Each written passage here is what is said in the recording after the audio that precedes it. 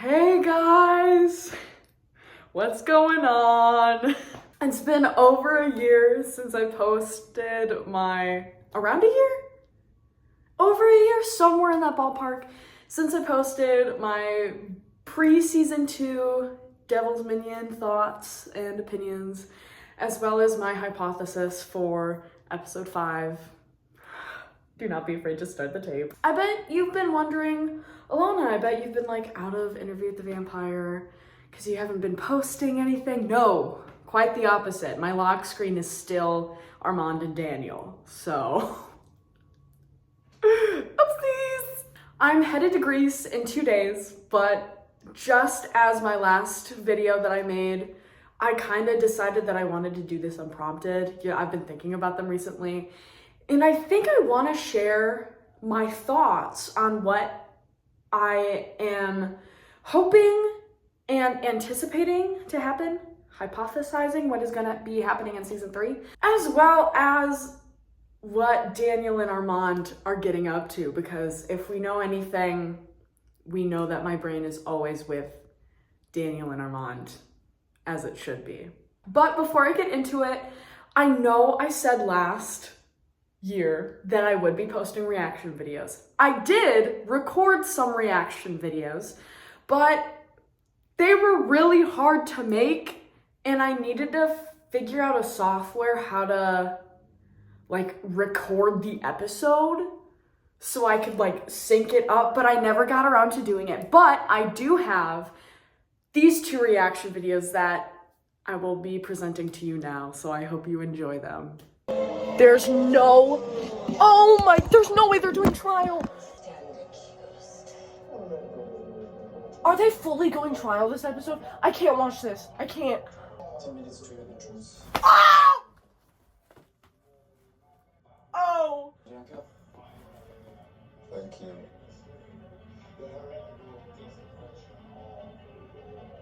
10. And the vampire, Loustat de Yonko. Murder. I can't. And all I can think, he's coming. Oh! Loustat de Yonko.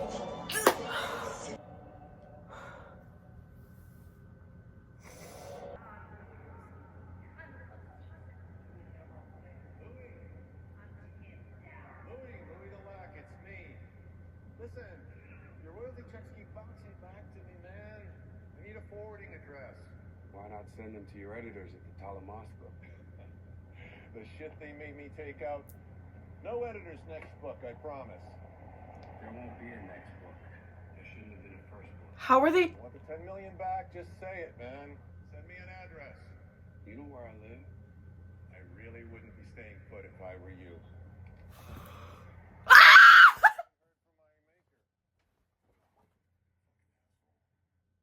I'm sorry you were burdened out of spite. I shouldn't have left you alone with him. Get up to me. We'll do a follow-up book. Armand turned him! I'm fine. Keep hearing the other vamps talking about Oh my! I'm really fucking pissed off about our book. Oh my! You'll write another with me? Sequels, audiobooks, sex. What? No way! No way! Oh! Armand turned Daniel!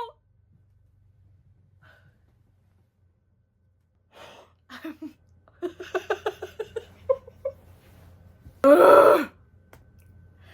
Daniel's a vampire!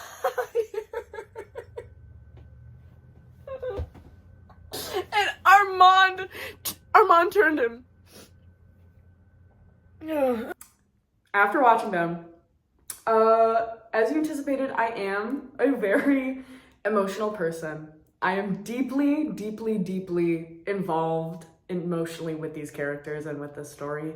Because I grew up with it, and I'm just a very emotional person, so some of that may have been cringy as hell, but, you know, we live and we learn. Also, please ignore the echo. I am in my house right now, and it is not well furnished. So it's a little bit echoey, yeah. So as of right now, we literally have nothing production-wise. They're still in the writer's room for season 3, which I'm kind of glad about, because I really want, you know, like the season to come out, and I think it's anticipated 2026. I think that's what has been posted recently. But we do have the Talamasca show on the way, and I am kind of glad that they're still in the writer's room because that means they're putting a lot of time and effort into writing season 3. I hope it isn't a flop. And before I get really into it, I have been really thinking about reading the books because, you know, I have only seen the movie and I've only seen the show. And I have Interviewed the Vampire, the book, and I anticipate reading that, but I don't plan on reading The Vampire Lestat, Queen of the Damned, Vampire Armand, anything else, the Memnock. But I don't anticipate reading them because I really enjoy the idea going into season 3 about a show that I love so dearly and not knowing what's going to happen. And I absolutely loved knowing what was going to happen in season 1 and 2, and I loved seeing the differences. But I think I'm just gonna leave season 3 alone. I'm not gonna read The Vampire Lestat. I know about things that happen. I have a general knowledge about Gabrielle. I don't know if that's how you pronounce her name. Lestat's mom. I know about Marius. I know about David. I think Talbot is how you pronounce his last name. I know about David. I know about little things here and there. Armand's backstory. I know about Nikki. But I kind of just want to leave it alone. But to start off this video, I kind of want to anticipate what is going to be happening in season 3, my general hypothesis, my expectations, what I hope and pray to happen. And I just want to put my thoughts out there. So first off, as far as I'm aware in the book, Loustat only performs once. I don't think that's going to be the case because it looks like in the videos in like the Instagram, on Instagram, there's like a group chat that Anne Rice Interviewed with the Vampire keeps on posting to, and there's a behind the scenes of Sam Reed, you know, singing as Loustat, and I feel like they're making a lot of music, which could be just backtracks for scenes that happen in the show, but I feel like they are not going to stick to one show Loustat.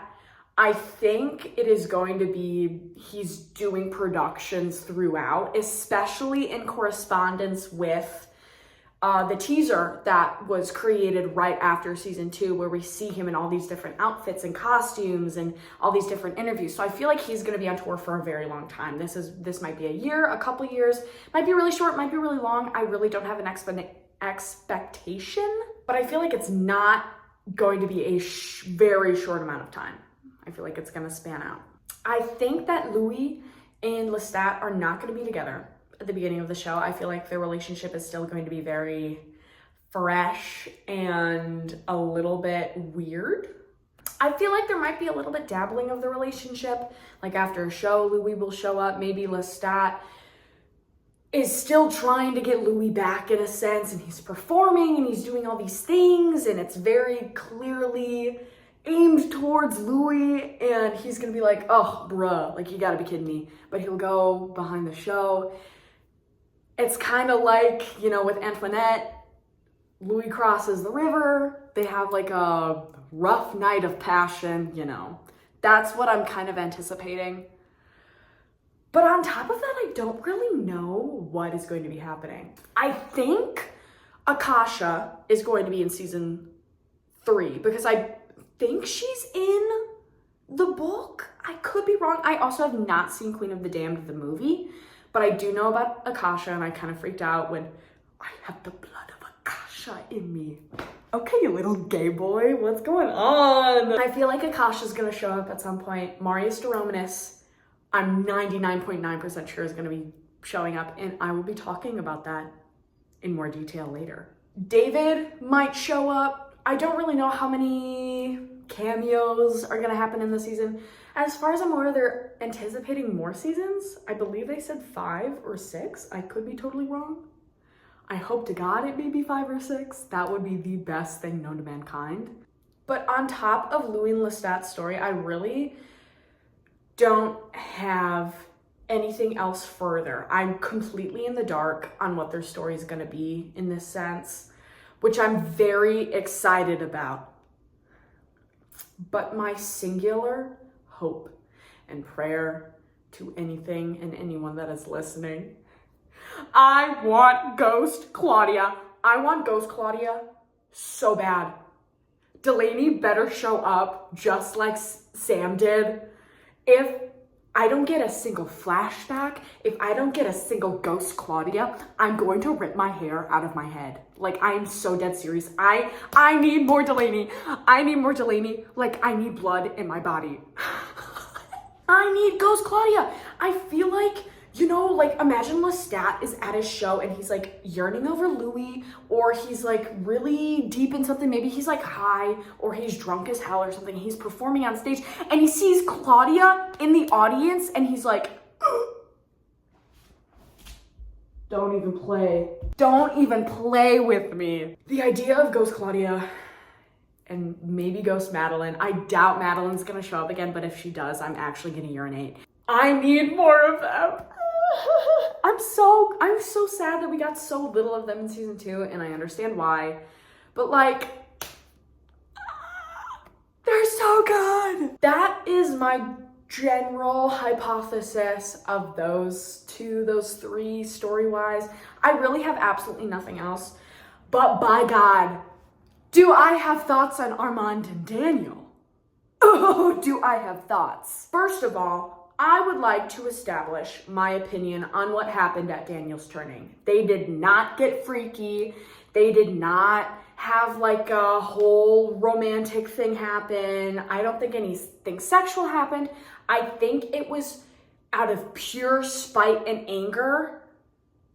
And I think that's it. But it'll dive into something more in season 3. Armand stooped to a level that he's never stooped to before by turning someone, you know. It repulsed me. It repulses me. Quite literally, I believe Armand dined and dashed. He got in there, he ate, he got out. I'm thinking really hard right now because I've always had these thoughts in my head, but I've never like said them out loud before, so I'm trying to list everything. I think Daniel did not want to be turned. I think Armand forced him into turning, which I think is something of very Armand, you know, out of like pettiness, out of spite, like do not kill him. Okay, I'm not gonna kill him, I'm gonna turn him so he can never die, in a sense, whatever. With confidence, they did not do anything during that. I think it was pure anger and hatred, and maybe a little bit of envy, possibly. There could be some underlying things if they do continue with the path that Daniel, you know, hypothetically, if Armand and Daniel were romantically involved in the 70s and 80s, Daniel maybe could have had like a flicker of remembrance during the turning. I don't think Daniel's fully aware, hypothetically, if this is the path that they're going down. But I think Daniel has multiple objectives in season 3. His first objective is going to be interviewing Loustat and is going to be writing Loustat's book and attempting to publish it without the Talamasca. But his second objective, which I am very excited about, I anticipate is going to be hunting down Armand.